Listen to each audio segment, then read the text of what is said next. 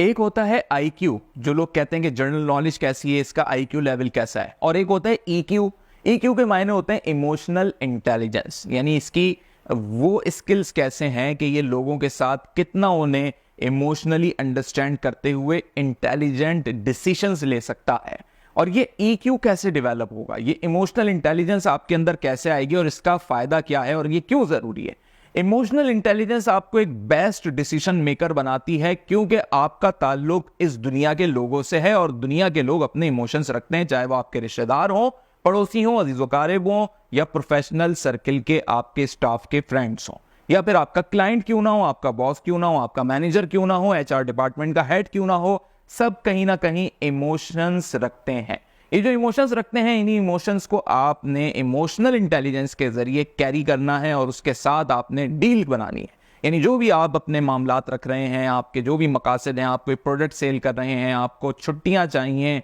अपने ऑफिस के अंदर, या जो भी आपका मामला है, आप जिस तरीके से भी डील करेंगे, बात करेंगे, इंटरेक्ट करेंगे, तो उसमें इमोशनल इंटेलिजेंस शामिल होनी चाहिए। अभी इमोशनल इंटेलिजेंस आपके अंदर पैदा कैसे होगी? ये 3 जराए से आपके अंदर पैदा होगी। सबसे पहली जो इसके अंदर चीज है वो है एम्पैथी। एम्पैथी, अगेन मैं आपको ये बात कहूंगा कि जब आप सॉफ्ट बिहेवियर रखेंगे, लोगों के साथ आप सॉफ्ट रहेंगे, उन पे मेहरबान रहेंगे, आपका बिहेवियर अच्छा होगा, खुद से सलाम करने में पहल करेंगे, तो ऑटोमेटिकली आपकी पर्सनैलिटी का एक बड़ा पॉजिटिव असर लोगों पर जाएगा। अपने काम से काम रखेंगे, किसी की बैक बाइटिंग नहीं करेंगे, नेगेटिव टॉक नहीं करेंगे, हमेशा लोगों को पॉजिटिव मशवरे देंगे और मोटिवेट करेंगे, खुश अखलाकी से मिलेंगे। कभी लोग आपके ऑफिस में ये चाहेंगे कि भाई कुछ हमें खिलाओ पिलाओ, और कभी कभार आप खिला पिला भी दिया करेंगे, तो हमेशा आपके साथ उनका एक एम्पैथी वाला रवैया रहेगा, पॉजिटिव रवैया रहेगा, और यही बुनियादी बेस बनेगी आपकी इमोशनल इंटेलिजेंस की, उनके साथ जो भी आपने मामलात बनाने। सेकंड जो इसके अंदर चीज है वो है सेल्फ अवेयरनेस। आपको कितनी सेल्फ अवेयरनेस है? अगर आपको सेल्फ अवेयरनेस नहीं है, आपको खुद से शौक नहीं है अपने आप को अवेयर रखने का, तो फिर आप कभी भी इमोशनल इंटेलिजेंस का फायदा नहीं उठा सकते, क्योंकि आपको पता ही नहीं होगा कि मैं किस तरीके से किससे क्या बात करूं, कौन सा ऐसा पॉइंट है कि मैं इससे बात करूं और ये मेरी उस बात से मुतासिर हो जाएगा और इमोशनली मेरी बात उस पर असर कर जाएगी, क्योंकि आप अवेयर नहीं है। लेकिन जब आप अवेयर हैं, आप अखबार भी पढ़ रहे हैं, आपको हालात भी पता है, आपको लोगों के बिहेवियर्स भी समझ में आ रहे हैं,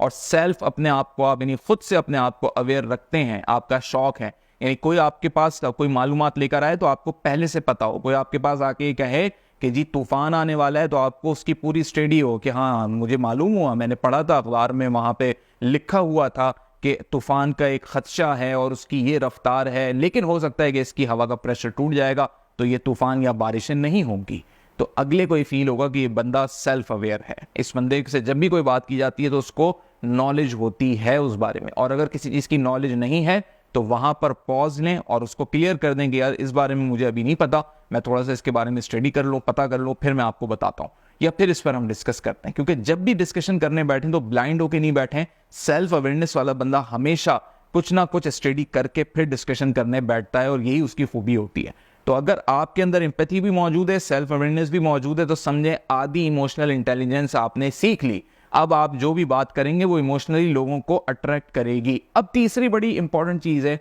जो कहते हैं मुश्किल है इमोशनल इंटेलिजेंस को हासिल करने के लिए, और अगर ये आ गया आपके अंदर, यानी सेल्फ रेगुलेशन अगर आपके अंदर आ गई, तो आप इमोशनली इंटेलिजेंट कहलाएंगे, क्योंकि अब आपने सारी तीनों एलिजिबिलिटीज आपने टिक लगा लिया अपनी पर्सनैलिटी के अंदर। सेल्फ रेगुलेशन क्या चीज है? सेल्फ रेगुलेशन ये चीज है कि कुछ रूल्स एंड रेगुलेशन ऑफिस के होते हैं, कुछ आपके स्कूल कॉलेज यूनिवर्सिटी के होते हैं, कुछ आपकी लाइफ के होते हैं, और कुछ आप अपनी जिंदगी के खुद से रूल्स एंड रेगुलेशंस बनाते हैं, आप रेगुलेट करते हैं। मैं मिसाल देता हूं इसमें आपको शाहिद आफरीदी की, कि शाहिद आफरीदी से जब भी कोई खातून हाथ मिलाती थी,